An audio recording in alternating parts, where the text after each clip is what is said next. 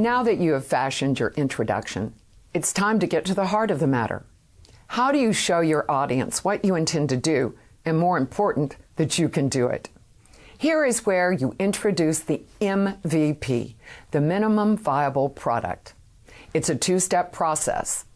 List out your assumptions you are making about your product and the customer's desire for it. And then, what can you do with the least amount of time and money to verify or invalidate that assumption? Let's first talk about what it's not. It's not a prototype or a version 1.0 of your product or service. You need to think of the simplest thing that you can show to get your audience the most information and in a very limited amount of time. Remember, additional features or polishing at this point is a waste of time. Let's use our example of Abuela's taco truck. Outfitting and supplying an actual truck takes time and money, which you don't have right now. But what do you really need to do?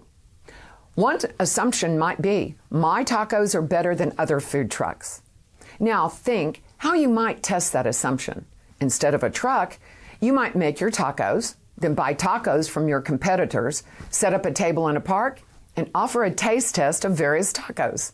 Then you'll find out if yours is really more delicious than others. If not, you found out your assumption was wrong. The whole point of an MVP is to validate your ideas and concepts in the least amount of time with the least amount of money. Whether you've actually executed your MVP or not, it lays out a plan for you and your potential investors to learn quickly if you're on the most successful path. Remember, the minimum viable product is not necessarily a prototype or your first version of your product or service. It is a way for you to test your assumptions with the least amount of time or money. The story of Zappos is a classic example. They were the first online shoe delivery company. The founders believed that people would be willing to buy shoes online without having to try them on first, but they needed to prove that assumption to their investors.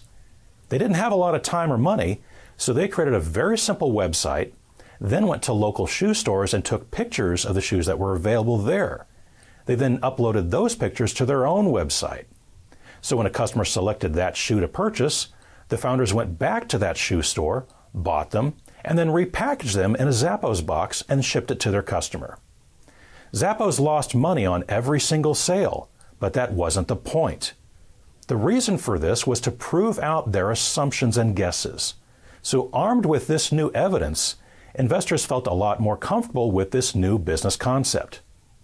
After they received their funding, then the Zappos team built out their own warehouse with their own inventory and built a full-service website and purchasing system.